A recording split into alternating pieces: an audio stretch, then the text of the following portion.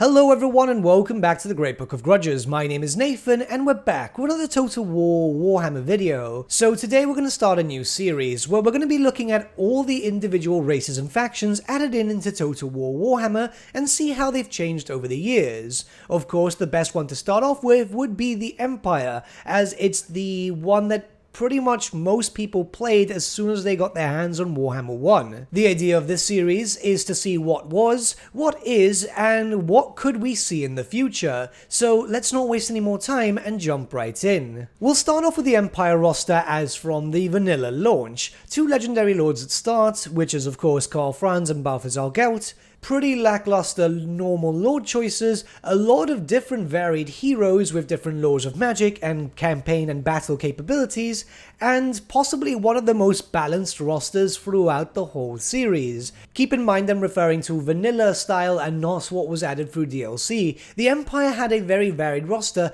loads of different troops on foot and horseback with different types of battle capabilities.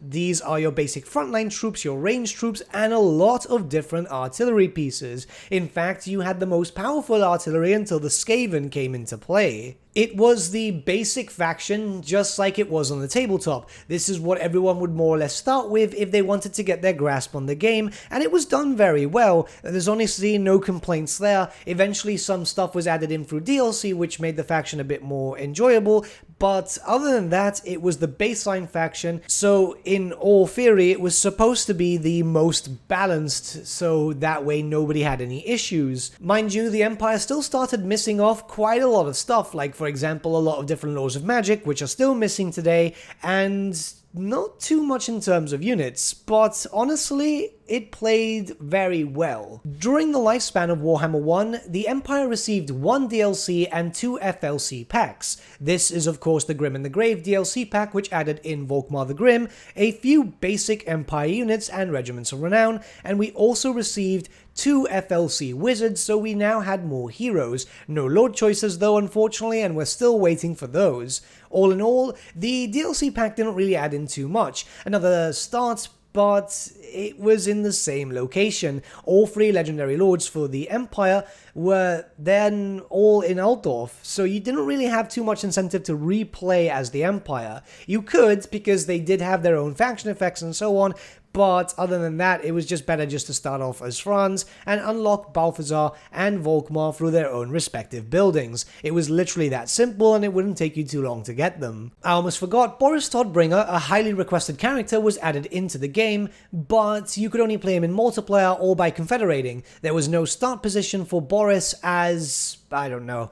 Yeah, I honestly don't know. He's still not playable in the Warhammer series. He'll eventually get his day, as Creative Assembly have confirmed that, but we are 5 years into the series and still nothing. It's expected that he's going to be delayed for a DLC pack, as there are a lot of Midland-based units and Ulrich-based units that could also accompany him. Like I said, all 3 original legendary lords that were playable in Warhammer 1 were all from the same start location. In defense of this, they all should have been there anyway, as this is their lore-friendly start position. However, this obviously changed in Warhammer 2, and it still makes me question as why they picked these characters instead of some others, which could then have varied start positions throughout the whole Empire. It's a rather large place, and it could have really benefited from this. The standard Empire gameplay was, and still kinda is, rather basic, very similar to that of pretty much standard Total War games. Keep in mind that yes, this is a magical faction, but not that much. It was pretty much a basic human faction that followed the suit of the Holy Roman Empire.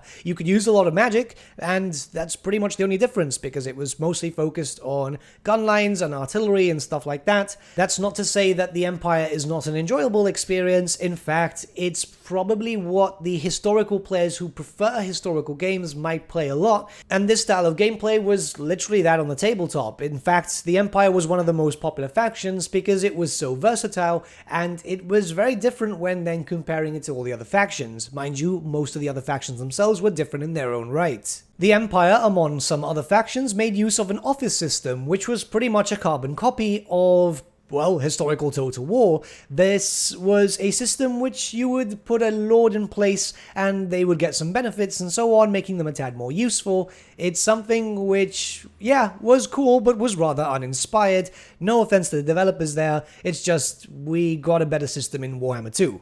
Warhammer 1's Empire also had one of the worst technology trees throughout the whole series. Not only was it rather small, but everything was locked behind the building, so if you're a person who likes to min-max your actual playthrough, you sometimes needed buildings that you might not use in order to be able to actually get every single tech, which was a tad tedious and it just wasted time on stuff when you could have literally been doing something else. But now we move on to Warhammer 2, which is the most current edition of the Empire, and it did receive a rather large amount of changes, which were pretty good. In fact, we've got 4 legendary lords and 3 different start positions now. Of course, you need some DLC for the 3rd, but it's not too bad. During the lifespan of Warhammer 2, we received a DLC and an FLC. This was, of course, Marcus Wolfhart and some of his huntsmen, and of course, the Amethyst Wizard FLC hero. It's not a lot of additions to the Empire roster, and we still don't have any spellcaster lords, well, barring Balthazar, but hey, it's better than nothing, and it improved on it quite a bit. What the Empire was lacking was mostly mobility in terms of range, so now you have some huntsmen which can move fairly quickly and fire from a decent space, and well, you've obviously got the war wagons, which, does anyone actually use war wagons? With the fabled Empire rework, new mechanics were brought into play, and they were pretty decent. We have the Imperial Authority stuff, which was focusing around keeping unity within the Empire. If you had a high authority, you would get bonuses, which would increase your growth and tax of your provinces, and also increase your chance at getting more fealty, which is a new mechanic with all the different elector counts, so you'll be able to confederate them and just have more unity throughout the Empire. This was also further enhanced with prestige, as this would give you a chance to trigger some random events. You could also use prestige to get more authority, and you can even use prestige and authority to do stuff like stop a rebellion, which for some reason does happen kind of often. This gave you a more administrative feel throughout the Empire, which honestly is incredibly lore-friendly. The technology tree was drastically changed. It's still rather small when compared to loads of different other races, however it's much more stylized to that of an Empire feel, and you barely needed any buildings, barring just for a certain section, to be able to actually unlock everything. It also had loads of different diplomatic routes and just a lot more administrative feel, so the Empire did receive a major upgrade here. The new prestige resource could also be used in a new mechanic, which was, stolen from the High Elves, which we'll eventually cover later, but the prestige mechanic allowed you to increase relations or decrease relations throughout the Imperial provinces. This could work in different ways. You could then increase your relations with different provinces, or increase relations between provinces, or even make them hate each other, which I don't know why this even exists, as a civil war then affects your authority, but yeah.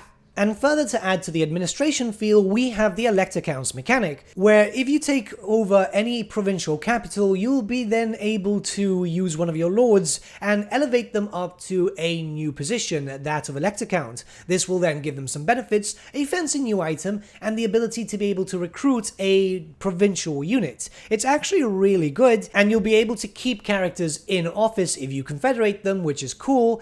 Though this would be much better if we actually had more elector counts, but yeah, we'll talk about that in a little bit. Balthazar Gelt was also moved to the Imperial Province of Solent, a long-dead province which hasn't existed for a few hundred years, yet, I don't know, why not? And honestly, it's not too bad. I know I sound a bit sour about that, it's just lore-wise it's not existing. However, it did add for another different start position, which was also pretty good, as it's in the southern parts of the Empire. It made you fight with greenskins, it made you fight with dwarves, and it gave you just a different way to approach an Empire campaign, which is honestly really good. It would have been preferential if we would have had an Empire FLC Legendary Lord, but I guess we'll get one in the future. Marcus Wolfhart had his own start position too, two to be in fact, as he's available in 2 different campaigns, both of them unfortunately in Lustria. It's not so bad in the Eye of the Vortex, but in the Mortal Empires it's a bit of a Lustria ball, and yeah, it's just not great.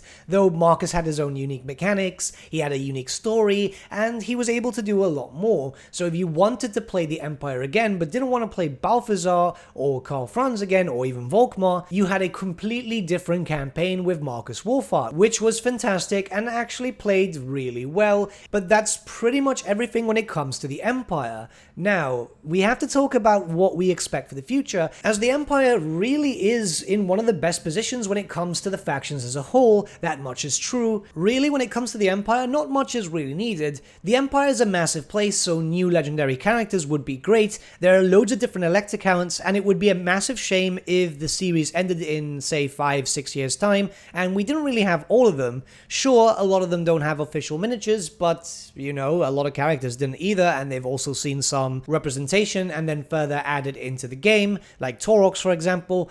But it would just be great to be able to have all the different elect accounts and some other start positions. Legendary heroes would also be great because, you know, the Empire currently has none, and it would be awesome. And just a few units here and there are missing, such as the Marienburg Landship and so on, but that's pretty much it. The Empire is in a really, really good place, and they're pretty much almost complete, barring missing legendary characters, which is probably the biggest thing, and I don't think we'll get DLCs to get for everyone, so I'm really hoping that Creative Assembly will take an idea of character packs, which many people have been talking about lately, and introduce that, because character packs would be absolutely awesome. I absolutely have no complaints whatsoever around the Empire. I believe that during the time that Creative Assembly had time to expand upon them and make them as unique as possible, but also keeping to the lore and the tabletop aspect, they've done incredibly well, and it best represents them. I honestly don't think that there's any major issues there whatsoever, barring of course missing characters, but I'm assuming that in Warhammer 3 they'll be able to get more content. I mean, we pretty much know that Boris Todbringer is coming, but I want more elect accounts. I want Marius, in all honesty, but hey, you know, a lot of people want different elect accounts. But with all that being said, what do you guys think about the Empire? Do you think that they were represented well, or do you think there's any glaring issues? Let me know your thoughts in the comments below, and let's start a bit of a discussion. And before we end this video, just a heads up, it's a national holiday in Gibraltar, so I'm going to be out celebrating with my friends and family. It's one of those things that got cancelled last year because, you know, the pandemic, so I might be very slow at responding to comments today and possibly tomorrow, as I'm imagining that we're going to be out pretty much all night. But with that, my friends, we've come to the end of our video. Thank you so much for watching. If you did enjoy the video, might I suggest giving the video a like, or even subscribing to the channel, as it really does help us out. In the description section below are various links to different social media platforms such as Facebook, Instagram, and Discord. Also in the description section is an affiliate link with Element Games, where you could buy loads of hobby-based products, not just Warhammer, for 10 to 25% off. Making a purchase using that link and also our special code, which is also in the description, supports the channel at no extra cost to you, which we think is rather cool. A big thank you to our patrons. Your support means the world to us. It's amazing that people want to help a small channel like us grow and get to a higher level of content. A big thank you to Gibraltar LUSC, Ryan Bertsche, Andrew Prince, and Okro for subscribing to us at our Fane level. You guys are super cool. And a big thank you to Edward Yule, VS Vasan, Aaron Whitman, and Shaggy for subscribing to us at our King level. Honestly, we can't thank you all enough. And lastly, a big thank you to all of you for liking, sharing, and commenting on these videos. Honestly, it's because of you guys that the channel's been growing at such a great pace lately, so we can't thank you all enough. But with that, my friends, thank you so much for watching once again, and we shall see you all again very, very soon. Have a good day.